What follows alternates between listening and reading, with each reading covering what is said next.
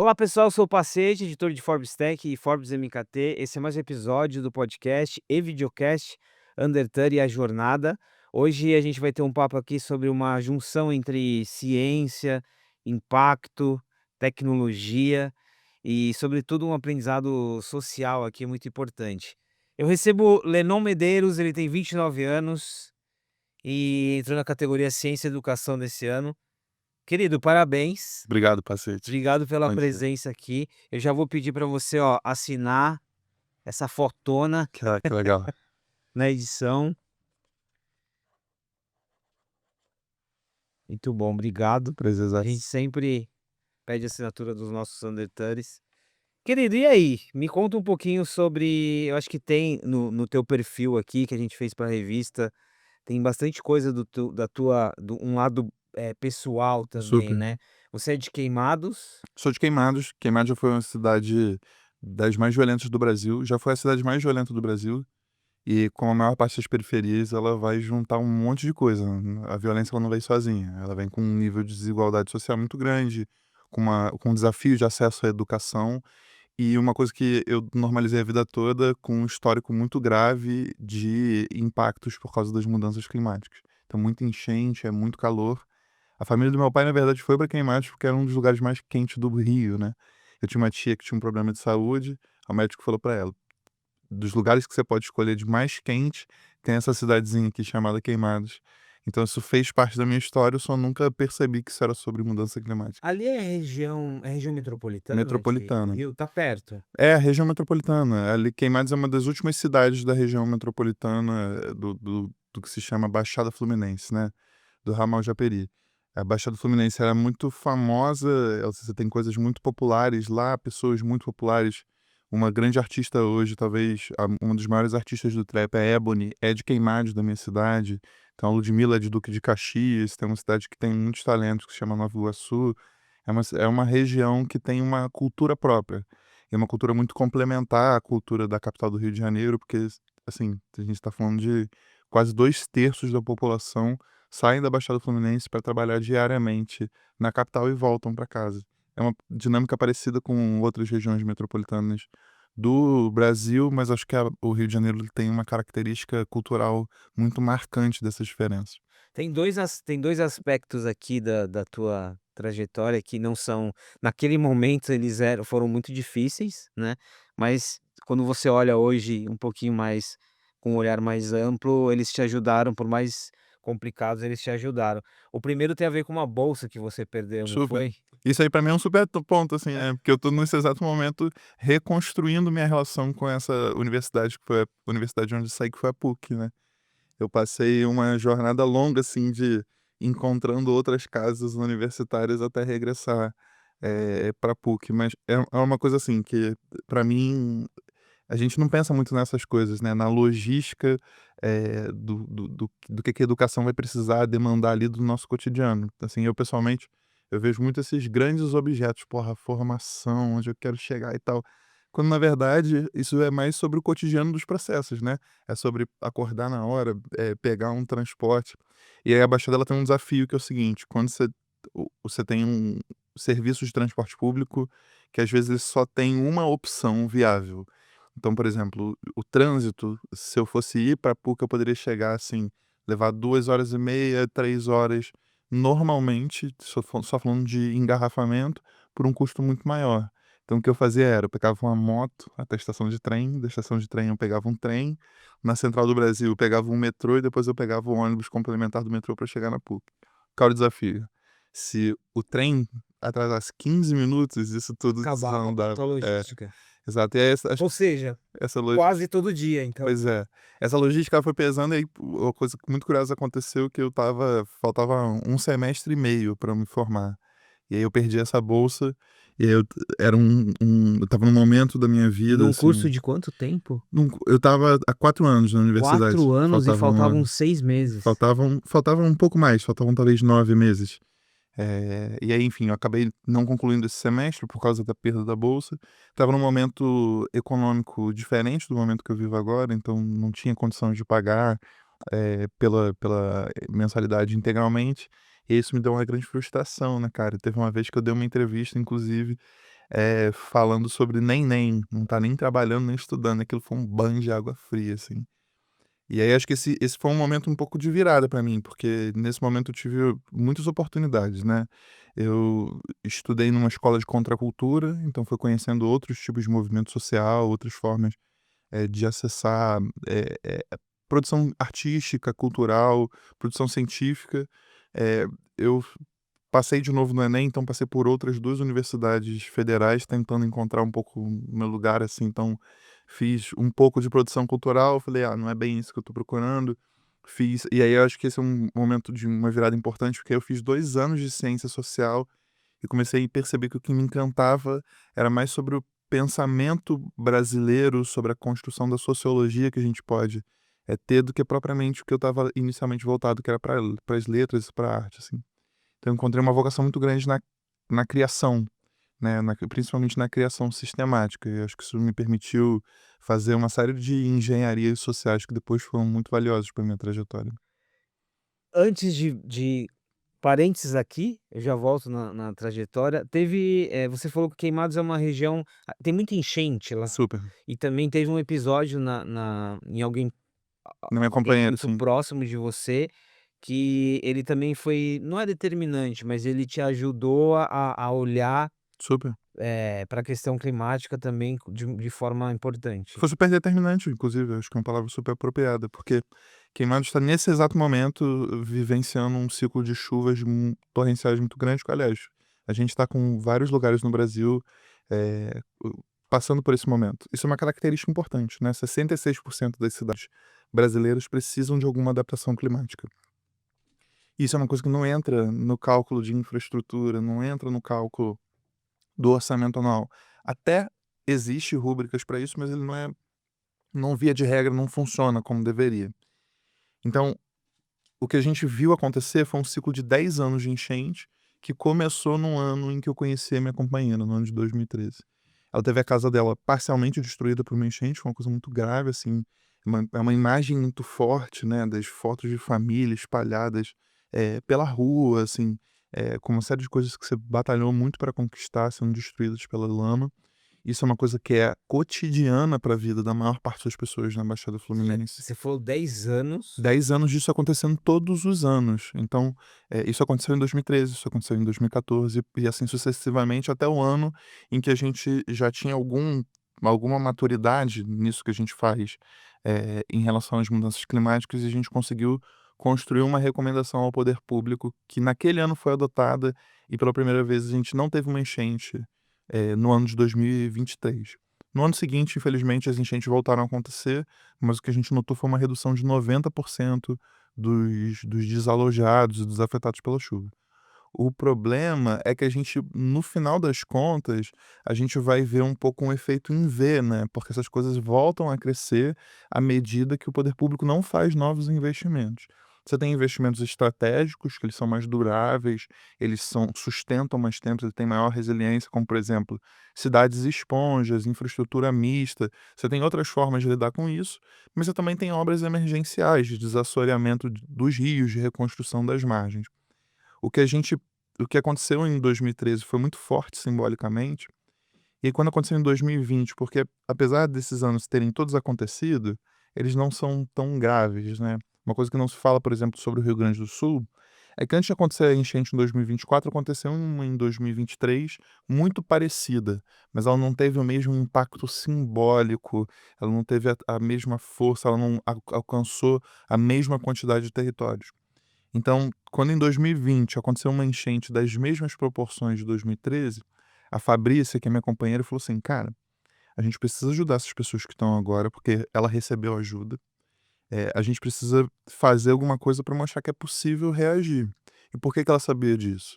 Porque em 2013, depois que isso aconteceu com a família dela falou assim: "Tem alguma coisa que a gente possa fazer para mudar essa situação, ou a gente tem que ficar passivo esperando acontecer a próxima enchente?".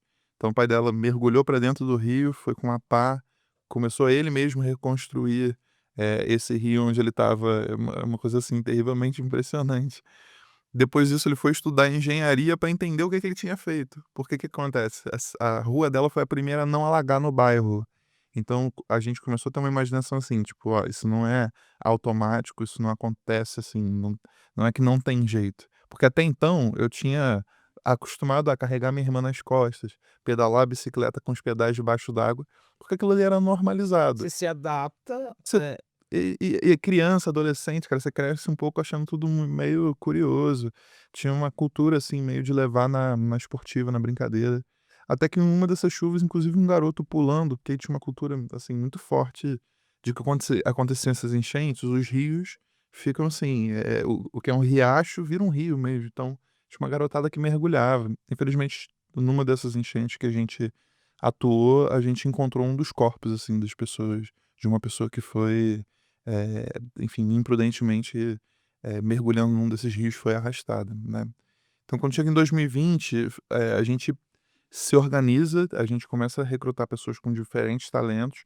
A gente já tinha uma capilaridade muito boa, porque a gente já trabalhava com cultura na cidade, eu já estava, organizando essas atuações sociais, não voltadas para clima, mas assim, com muita integração, com muita gente diferente. A gente organiza um grupo de voluntários e a gente fica um pouco provocando o poder público para nos convocar. Só que a gente nunca foi convocado, né? Então o que a gente percebeu é que assim, a gente tinha a opção de desmobilizar essas pessoas ou de fazer alguma coisa de forma independente. Então a gente começou a organizar quem tinha capacidade de levantar a cesta básica, de juntar alimento, quem tinha um drone para poder mapear as áreas que ainda estavam alagadas, quem tinha treinamento de resgate, literalmente um mutirão. um mutirão. Então a gente começou a organizar essas frentes de trabalho de uma forma que no final desse mutirão em 2020 foram mais de 10.000 pessoas diretamente impactadas. Muita distribuição de cesta básica, pessoas que ainda estavam ilhadas por causa da enchente, pessoas que estavam precisando, de móveis ou de algum tipo de doação, pessoas que estavam precisando de lugar para ficar. Foi uma chuva realmente muito impactante. Então de 2020 a 2023, a gente fez um trabalho que foi de mapear essas informações para construir um mapa de vulnerabilidade. A gente fez uma atuação muito forte aconselhando o governo, né, porque a gente entende que, assim, mesmo a política pública ela precisa ser feita com participação social, mesmo quando a gente está distante da política eleitoral, partidária que está sendo construída ali. O conselho ele é uma ótima forma de participar disso, né. O conselho é uma esfera, do executivo que, recolhe a participação social, onde você pode construir uma série de instrumentos públicos, de relatórios, de propostas que precisam ser, escutadas e acolhidas. Então a gente, através do Conselho de Meio Ambiente, fez uma proposta de adaptação climática. Essa proposta, ela reverberou muito bem, ela teve atenção, do Ministério Público e em 2023, no final de 2022 para o começo de 2023, algumas das obras que a gente estava apontando foram efetivamente tiveram um direcionamento de orçamento. Isso, assim, garantiu que a gente tivesse uma trégua nessas enchentes e que os anos seguintes fossem mais suaves. Infelizmente, nesse ano que a gente está vivendo, a gente está vendo uma escalada novamente das enchentes. E isso é uma coisa que a gente precisa, pensar agora sistematicamente, né. Clima é infraestrutura. É uma infraestrutura que garante o nosso acesso à energia, à comida, é uma infraestrutura que a normalidade dela depende da a segurança e a qualidade do nosso transporte depende da normalidade do clima, a gente está vivenciando tudo isso agora, né. Então muitas pessoas em São Paulo agora tiveram um apagão que, enfim, eh, atrapalhou muitas atividades produtivas, reduziu uma série de produtividade. Isso é uma coisa que a gente precisa considerar, e considerar precisa ser além da argumentação e propriamente do impacto social. Acho que a gente está nesse momento, a gente, principalmente no Brasil, a gente precisa olhar para o clima como um setor que precisa da emergência de um novo tipo de mercado, de novas formas de financiamento, de novos profissionais, para que a gente, enfim, possa construir uma indústria pujante que responda um pouco a esses 66% de cidades que precisam de adaptação, a quantidade de carbono que a gente tem capacidade no Brasil, com uma capacidade extraordinária de captura. Acho que, enfim, o que esse momento, assim, foi um momento em que, para mim, a gente conseguiu começar a olhar para os desafios ecológicos, ambientais, sociais que a gente estava enfrentando e começar a perceber de que esse problema, as soluções que a gente pode construir para ele podem ser muito positivas e podem ser muito enriquecedoras para uma parte importante da população. Olha, não, tem um lado quando a gente falou do mutirão ali, e isso é realidade de muitas cidades pelo Brasil, acho que tem um lado louvável, mas, no final da tua explicação fica claro que não dá para você avançar nessa pauta sem um poder público. A minha pergunta é por que que às vezes, ou seja, a gente já bastante tempo as entidades civis, até as organizações ali independentes alertam e falam, assim, mas sempre me parece que é tudo muito difícil, tudo muito lento, Com tudo certeza. muito dada a urgência que a gente está vivendo. Onde que está isso? É estrutural, Pois é, para mim acho que tem uma coisa sobre isso é uma reflexão que a gente vai precisar fazer com muita agilidade, porque o tempo é curto, e a gente vai precisar cogitar diferentes alternativas. O que acontece hoje é que a solução ela está concentrada, em atores que têm uma velocidade de resposta muito menor do que a velocidade das crises, né. Então, uma característica da mudança climática é que uma enchente que acontecia antes uma vez por ano, agora está acontecendo 2, 3 vezes. Então, se essa resposta, principalmente a resposta governamental, antes ela tinha um tempo de reação, ela tinha um desafio, uma demora, agora, na verdade, ela está colapsando. E uma coisa que a gente acompanha é que, por exemplo, numa enchente como aconteceu com o Rio Grande do Sul, o serviço público ele colapsa em muitas frentes. A saúde, a defesa civil, alguns casos de segurança pública, então é desafiador mesmo. E o e e a solução, principalmente a solução do ponto de vista financeiro, existe hoje uma corrida para mobilização de fundos para enfrentamento à mudança climática. Esses fundos eles estão batendo ali, eh, acho que na casa entre 300 e 400 bilhões de dólares ao ano, de fundos mobilizados, mas o que aponta o relatório da COP30, né, é que a gente precisa chegar a um montante de 1,3 trilhão de dólares ao ano. Hoje, o maior desafio para esses recursos que já existem, além da mobilização, é eles propriamente chegarem nesses territórios impactados.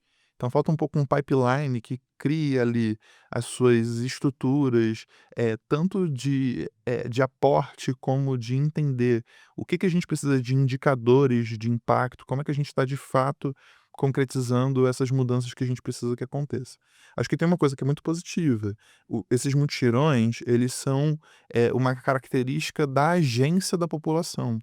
E que é uma coisa, assim, especialmente falando de Brasil, muito rica e muito, positiva do ponto de vista das habilidades que estão envolvidas, das nossas capacidades. O que a gente precisa entender como que isso deixa de ser voluntariado e vira negócio, como isso vira uma iniciativa do ponto de vista de que se entregam bons resultados, que se cria uma cultura institucional, que esses processos são aprimorados, e isso precisa necessariamente de financiamento.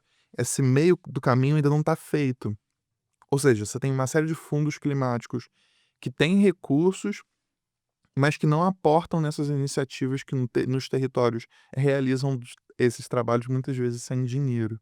Então acho que é preciso ainda fazer uma boa modelagem de mercado, um processo de fomento a iniciativas, a bons resultados, para que a gente consiga um pouco descentralizar essa responsabilidade. Porque o que a gente espera hoje de que uma grande entidade saiba de tudo o que acontece nesses diversos territórios e tenha uma solução mágica, para mim isso faz parte um pouco do problema.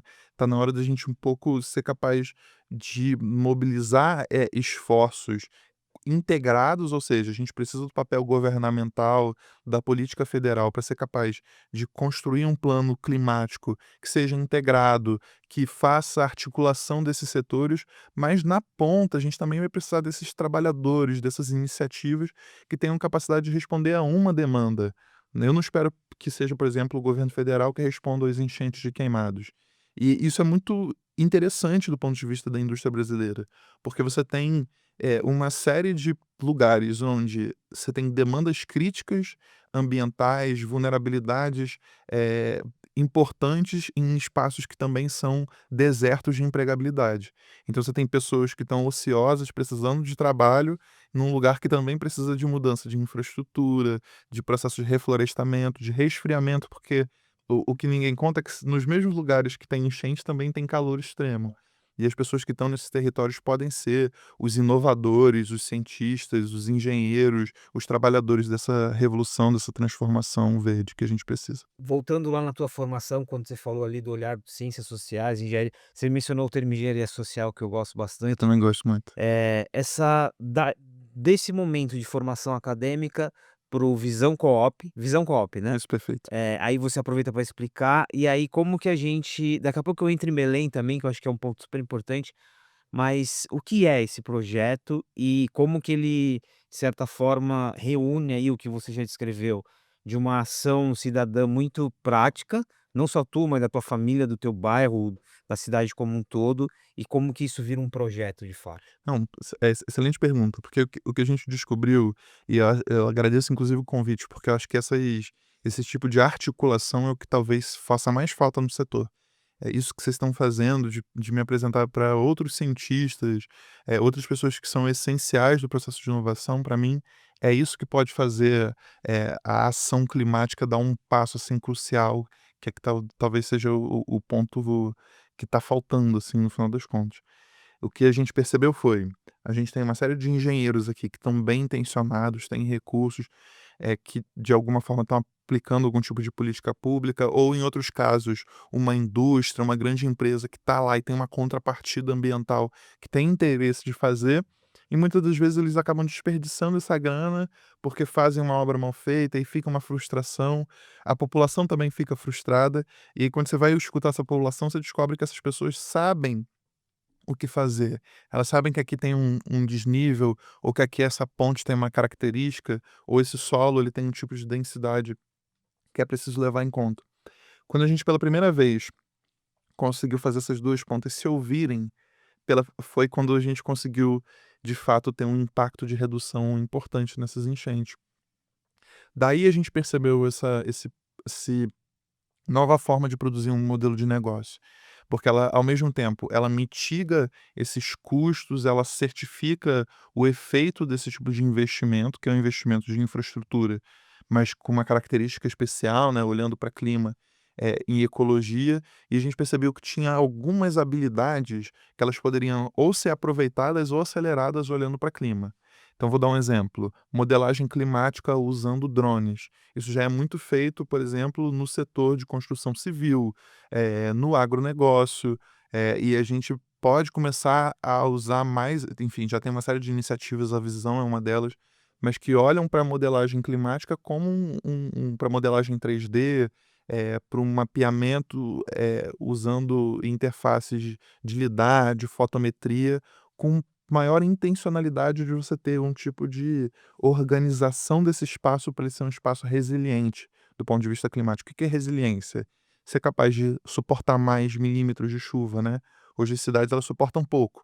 Então você tem uma pequena chuva, essa chuva vai lá e esses pontos de você tem um transbordamento dos rios, isso vira É um o alagamento. colapso que você É o falou, tal do né? colapso. Ou, por exemplo, um calor. Tem uma cidade na Baixada Fluminense chamada São João de Meriti. São João de Meriti tem uma das maiores densidades demográficas, já foi, eu não sei se ainda é, a maior densidade demográfica da América do Sul ou da América Latina, e é uma cidade que tem pouquíssimas árvores. Então, naturalmente, quando faz calor, ela é uma cidade que fica insuportável.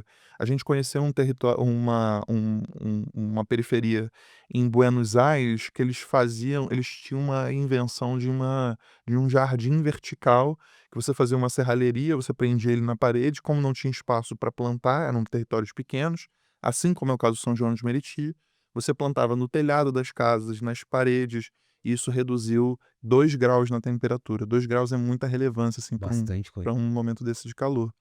Então o que a Visão começou a sacar é que tem uma série de tecnologias que podem ser agrupadas, podem ser articuladas, e algumas competências de cientistas da computação, de engenheiros, de economistas, de que eles podem ser articulados para construir planos de adaptação climática, de regeneração.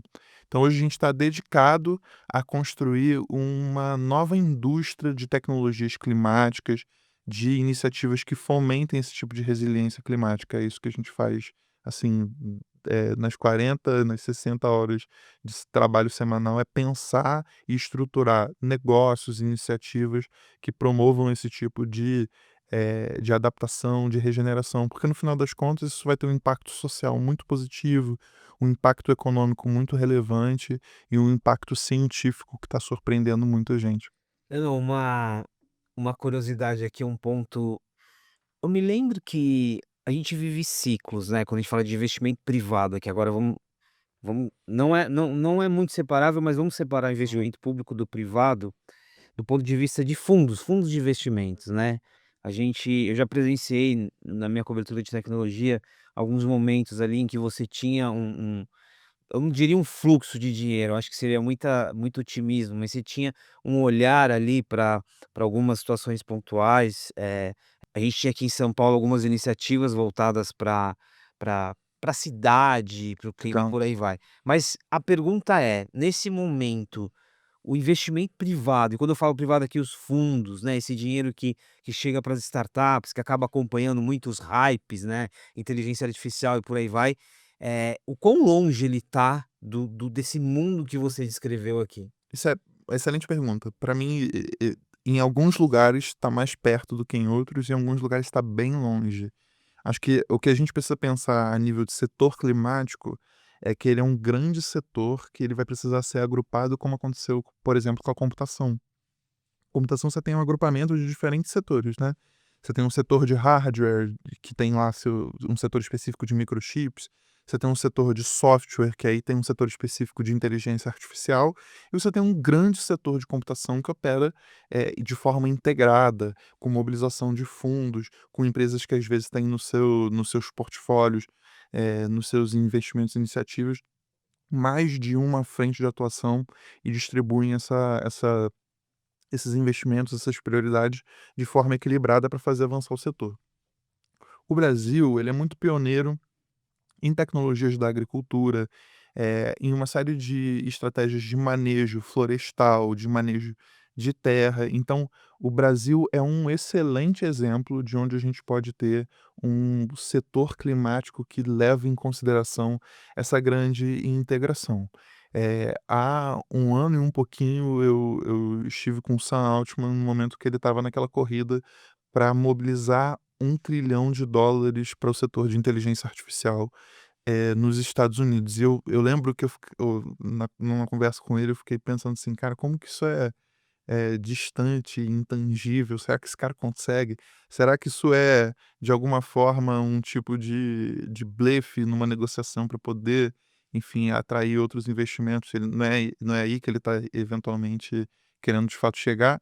E o que aconteceu é que depois disso o setor de inteligência artificial conseguiu se articular para ultrapassar essa marca. Eu acho que a gente precisa ter esse tipo de ambição.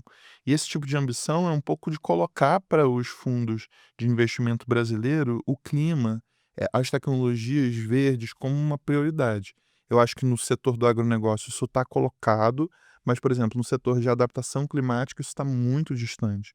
Acho que a adaptação climática hoje é um desses lugares onde as expectativas estão concentradas nos investimentos públicos, e que eu acho que é muito importante a atuação governamental, mas ela não pode estar restrita a isso. A gente teve, por exemplo, no caso do Rio Grande do Sul, várias empresas, como a Gerdau, a Ambev, fazendo uma contrapartida do tipo, pensar assim: "Ó, eh, onde tem planta, onde tem fábrica minha, a gente vai dar uma contrapartida de não só, olhar somente para a minha responsabilidade com o meu patrimônio, mas também olhar para essa comunidade que está ao redor." Isso é uma coisa muito interessante, porque faz parte até, inclusive, de uma expectativa da economia brasileira, essas contrapartidas sociais e ambientais, mas eu acho que tem que ter um pensamento sobre como que a gente gera bons prêmios para quem tem práticas, relevantes. Ou seja, como é que a gente começa a investir, em tecnologias que são promissoras do ponto de vista da captura de carbono, do ponto de vista, de geração de energia adicional, que é uma coisa que, por exemplo, fez muita falta agora durante essa crise, em São Paulo, de resfriamento. Acho que tem uma série de iniciativas que hoje, elas por não terem um bom arranjo de instrumentos financeiros, são deficitárias. Eu pessoalmente já inclusive perdi um dinheiro botando em fundos e acho que essa que é um pouco o desafio de fundos, que trabalhavam ali com energia limpa, com adaptação climática, que hoje ainda são fundos deficitários, porque na minha leitura, não tem uma boa estratégia de investimento associada a bons instrumentos financeiros. Eu acho que isso ainda é uma coisa que precisa ser, construída. Na minha leitura, o setor financeiro é um dos setores que precisa estar, assim, mais ativo durante essa mudança que a gente precisa viver na emergência de um novo setor climático. Ou seja, a gente precisa de novos instrumentos, a gente precisa de economistas pensando como que essas estruturas podem ser construídas para colher bons indicadores de resultados, para que a gente possa, inclusive, começar a apostar em iniciativas que têm um melhor retorno. Hoje em dia, eu não acho que tem, por exemplo, um investimento padronizado nas tecnologias de enchente. O que que dá mais resultado? É uma cidade esponja? É uma bomba reversível? E eu acho que, ter boas alocações de prêmios financeiros associados a esse tipo de performance pode ser uma coisa que faz esse setor crescer. Então, assim, para resumir a resposta, eu acho que tem setores, como por exemplo da agricultura, onde o mercado financeiro está mais próximo de quem de fato está inovando, e tem lugares que está mais distante, como é o caso de adaptação. A gente precisa começar a articular esses diferentes setores dentro de um grande setor climático, porque afinal de contas a adaptação pode se beneficiar da agricultura, a agricultura pode se beneficiar, de tecnologias de energia limpa, e isso como um todo vai fazer um setor climático avançar. É interessante que você menciona Queimados, você fala do Rio Grande do Sul, né, e você menciona São Paulo, né, Sim, pra o é didático para mostrar, assim como tivemos Los Angeles, por exemplo. por exemplo. É didático para mostrar que aqui Exatamente. não tem estrutura, dinheiro ou, eh, capacidade de reação que lide com o que a gente está vivendo. Pois é.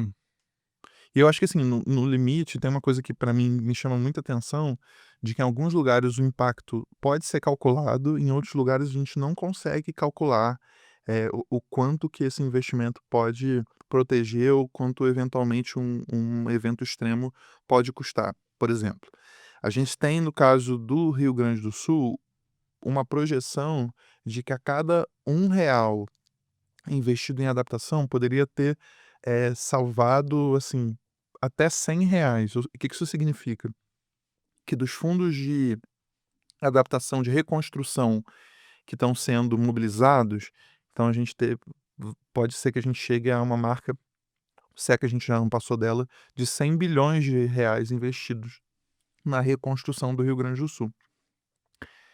O que o que parece que se a gente tivesse um grande projeto de adaptação de 1 bilhão anteriormente, ele não ia dar conta, afinal de contas a gente está falando de uma chuva sem precedentes, né, uma chuva ímpar na história, mas ele certamente mitigaria os efeitos, assim, de uma forma que aquilo ali sequer seria tão traumático, simbólico quanto foi. Então a gente sabe que o investimento, em infraestrutura climática, em capacidade de resiliência, ele é exponencial do ponto de vista do que ele economiza, em custos de reconstrução, em perda de produtividade, porque a gente está falando de uma série de coisas, que aconteceram ali que a gente, enfim, sabe que são muito importantes para as pessoas e também para os negócios. E aí acaba que isso vira um pouco uma discussão das seguradoras, das resseguradoras, em relação à integridade, desses ativos. Mas no outro caso, na seca que aconteceu na Amazônia, a gente teve uma seca, mais uma vez, 2 anos seguidos muito notadamente, em que os rios, que são o principal, infraestrutura de transporte, secaram. Então você tiveram comunidades inteiras que ficaram isoladas, e essas comunidades, às vezes, elas não tiveram acesso à comida, a energia, a serviços básicos, a serviços de saúde, e isso é uma coisa que a gente não tem hoje nem capacidade de metrificar, de calcular qual foi o tamanho do impacto do que aconteceu na Amazônia. A minha estimativa é de que ele, apesar de ser menos, ter tido menos cobertura midiática do que o caso do Rio Grande do Sul, o impacto pode ter sido maior, proporcionalmente. Tem uma iniciativa, do setor privado que é muito importante de conhecer no caso da Amazônia, que é a iniciativa da Bemol. A Bemol que é uma grande varejista da Amazônia, e aí por ser uma grande varejista, eles já tinham mapeados uma série dos fluxos de logística. Quando aconteceu a seca nos rios, a Bemol se posicionou de uma forma a entender como é que ela conseguia alcançar essas comunidades que estavam isoladas, a reconstruir esses acessos, e durante esse processo eles, analisaram uma série desses impactos. E enfim, acho que tem um impacto humano, mas tem um impacto do ponto de vista da logística, da produtividade que precisa ser observado. E assim, como você citou, Los Angeles, a gente tem uma série de casos, no mundo todo que pode comprometer uma infraestrutura muito importante para a gente do ponto de vista comercial, da estabilidade do setor produtivo, de outros setores que são integrados mundo afora, como é o caso, do setor computacional. Então acho que a gente precisa avançar num debate do clima enquanto infraestrutura e o que que essa infraestrutura climática também garante ao ter estabilidade, ao ter um espaço que seja ecológico e positivo para quem está ali na ponta desses territórios. Adicionando um pouquinho mais de tecnologia no nosso papo, assim, toda a descrição que você faz remete muito a dado, monitoramento, banco de dados. Tá claro aqui que o desafio que é você ter esse dado, você trabalhar esse dado. Hoje a gente tem no Brasil alguma iniciativa que se aproxima de ter um data lake, de ter uma plataforma de inteligência que consiga trazer essa visão e dar algum tipo de valor a ela, no sentido de tomar ação ou não? A gente está falando de uma descentralização. Boa pergunta. A gente tem grandes estruturas, principalmente do ponto de vista governamental. Então, você tem um supercomputador no CEMADEM, você tem, na secretaria, no Centro de Operações do Rio, na Prefeitura do Rio, uma experiência super interessante do ponto de vista de modelagem, climática. Você tem o INPE, que tem processos interessantíssimos, mas você também tem iniciativas privadas que são super interessantes. Na sociedade civil, você tem a galera do MAP Biomas que tem eles integram tanto esses bancos de dados públicos, quanto uma série de bases de dados em um sistema de visualizações muito interessante, que usa inteligência artificial, se chama MAP Biomas. Você tem uma galera que faz isso do ponto de vista de inteligência artificial, que hoje trabalha muito com as seguradoras, como por exemplo a galera do Meteu IA, que é uma galera que eles, por exemplo, conseguiram prever que existiria uma anomalia no caso do Rio Grande do Sul com um ano de antecedência.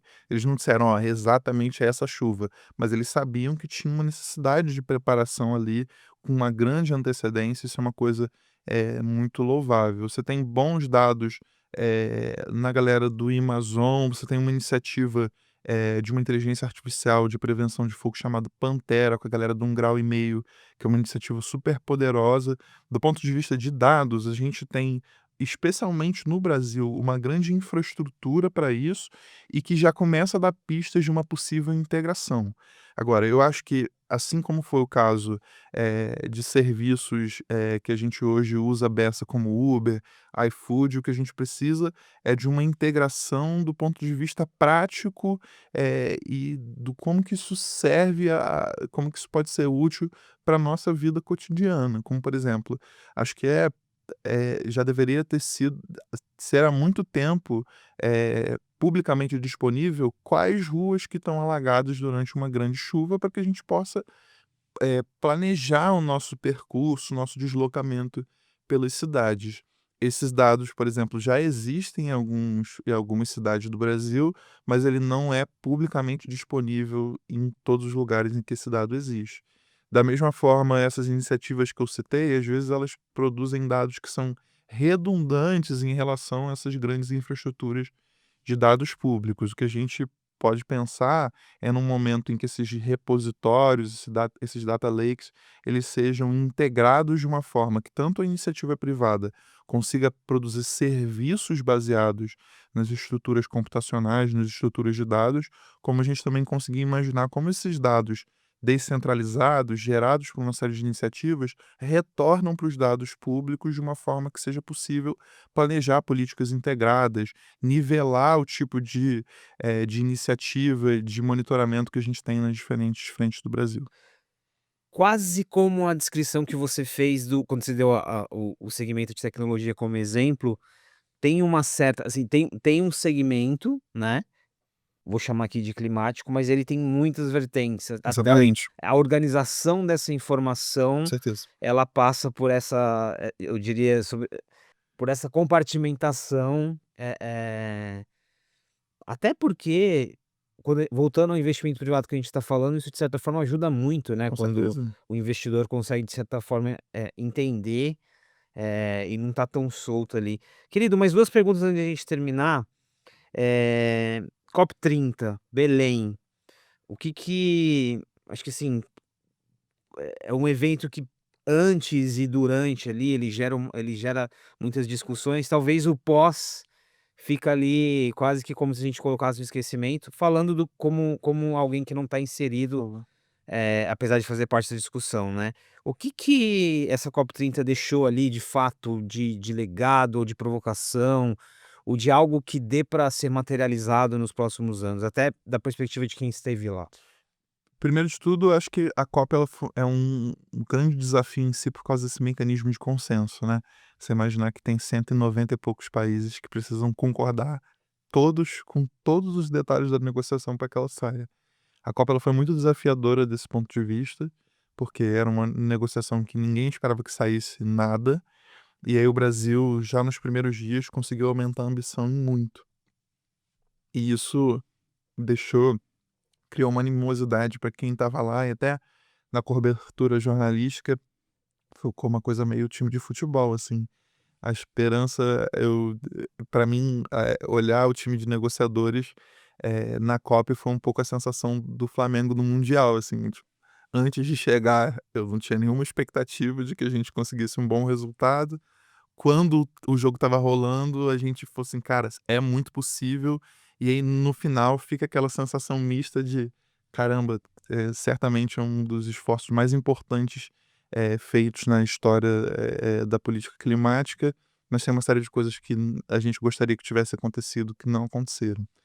Então acho que o primeiro ponto é reconhecer que o time de negociadores, a sociedade civil, o time de iniciativas privadas que estava apresentando soluções, elevou a ambição. O que eu quero dizer com elevar a ambição? Uma das iniciativas foi essa que eu citei, apresentar que a gente precisa subir muito o sarrafo das finanças climáticas, de quanto que está sendo aportado. Isso entrou inclusive nos relatórios, oficiais, essa sinalização de que a gente precisa de mais, financiamento. Teve o que não entrou, né, que é a gente ainda não tem uma definição, eh, de cronograma, de passo a passo, de como a gente vai fazer uma transição energética, especialmente uma transição energética justa, que considera, a saída dos combustíveis fósseis como uma parte importante, desse cronograma.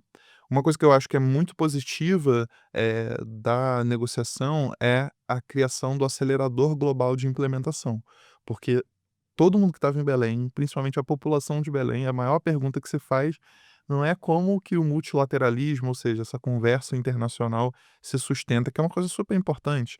A ONU é muito importante, é até difícil de falar essa sigla, UNFCCC é muito importante, mas é mais importante a gente saber como que isso vai chegar em Queimados, como isso vai chegar em Outeiros, que é uma periferia, de Belém, como isso vai chegar nas periferias do Recife, que é uma cidade que está muito ameaçada pelo aumento do nível do mar. A gente precisa se perguntar como isso chega de fato nos territórios que construíram isso. O acelerador global de implementação começa dessa pista, porque ele faz essa articulação que eu estava aqui citando. ele traz cientistas, grandes nomes da indústria, do mercado financeiro, da política pública climática, e ele começa a tentar o acelerador global, a missão dele é construir esses fluxos para que a implementação de fato aconteça nos territórios, a implementação de adaptação climática, de regeneração, de mitigação e captura de carbono. Essa é uma das criações da COP que eu tenho colocado mais expectativa. E a agenda de ação, ela apresentou 6 eixos e dentro desses 6 eixos ela criou 30 objetivos. Esses 30 objetivos eles têm se capilarizado na sociedade, através de iniciativas públicas, privadas, da sociedade civil, cujo objetivo é começar um reporte do que se está fazendo. Porque acho que uma coisa, a gente ficou com um exemplo do setor computacional, uma coisa que o setor climático precisa aprender é fazer esses esforços de forma pública e integrada. Porque, por exemplo, quando você tem uma nova inteligência artificial, você tem um repositório que é publicado dizendo: ó, eu cheguei a esses resultados, essa é a qualidade da tecnologia que eu tenho no momento, esses são os indicadores do quanto que ela pode ser eficiente. O setor climático ainda precisa aprender com isso, de forma muito transparente. O que a gente está conseguindo responder das necessidades dos eventos extremos? Quais são as tecnologias que são mais proeminentes? Como que a gente pode elaborar um bom valor por recurso financeiro aportado? Isso são pistas que ainda não estão, respostas que ainda não estão dadas, mas que a COP30 começou importantes debates e que, sobretudo, quicou uma bola para quem está na ponta desses trabalhos conseguir fazer aí um novo ciclo de desenvolvimento e de pesquisa que para mim vai ser super importante. Lennon, o acelerador ele em termos conceituais, eu posso comparar com as ODS, ou ele seria um pouco mais ativo? Eu pessoalmente acho que ele precisa ser mais ativo. Esse é um processo que é isso, né, ele foi concluído em novembro do ponto de vista, de projeção, mas ele vai ser agora construído daqui até novembro do final desse ano. É o momento de instalação, o momento onde que ele vai para a rua. Eu espero um mecanismo mais ativo. Eu acho que a ODS ela é um objetivo muito honrado, mas ele está mais para um marco teórico do que propriamente a minha expectativa com o acelerador global de implementação, que na minha leitura precisa ser um mecanismo que dá suporte e que fomenta a aceleração, de fato, dessas implementações nos territórios. O que eu espero ver do acelerador global de implementação é uma iniciativa que fortalece o surgimento de novos negócios, o estabelecimento de novos fluxos financeiros, o reforço e a criação de parâmetros para políticas climáticas que sejam de fato eficientes. Eu espero que o acelerador global seja uma grande régua para que a gente suba a ambição de agência de resiliência climática. Lennon Medeiros, a gente fala muito sobre comunidades, né, sobre mobilização digital e eu acho que tem um exemplo importante aqui até fazendo a retrospectiva, aqui o subtítulo do teu perfil é de mutirões ambientais, né, eu acho que é um pouco de vida Legal. real aqui. Querido, queria super agradecer, né, eu acho que esse é um tema, assim, os temas que você traz aqui a gente não consegue, lidar em apenas 40, 50 minutos de conversa. Mas de novo, parabéns, e tá dada a complexidade, mas também a urgência de tudo que a gente discutiu aqui hoje, né. Cara, obrigado pela condução, que eu acho que, enfim, desde do momento que a gente chega aqui, a sua preparação foi muito boa para essa conversa que a gente fez e todo o time da Forbes tem sido um time muito dedicado a essa integração entre os diferentes Under 30 e isso para mim é muito poderoso. A gente como geração tem um desafio instalado e o que a gente tem de melhor para oferecer é a integração entre esses diferentes talentos e acho que vocês são um dos pontos, assim, centrais dessa nova articulação. Então obrigado pelo espaço. Tem um lado legal, porque você acaba conhecendo um understudy que é das artes plásticas, Pois o é. outro que vem do design, o outro que vem da tecnologia, e daqui acaba saindo muita coisa legal. Pois é, e eu acho que isso, na verdade, é o que precisa para o clima dar um passo importante, que é essa capacidade de integração, porque a gente tem várias outras coisas, por exemplo, no imaginário público, que foram estimulados pela criação de filme, de música, de arte. Então, o papel do clima enquanto setor é criar capilaridade para outros setores também, para o setor cultural, para o setor educacional.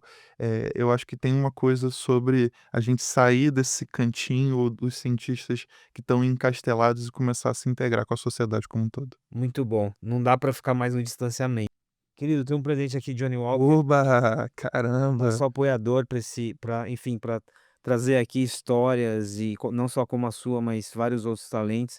E mais uma vez, parabéns, obrigado e celebre também, né, Com essa certeza. conquista. A gente que está no setor climático, a gente muitas das vezes a gente, acaba deixando de ser feliz, mano, que é uma coisa super importante pra gente ter esperança, pra gente agir.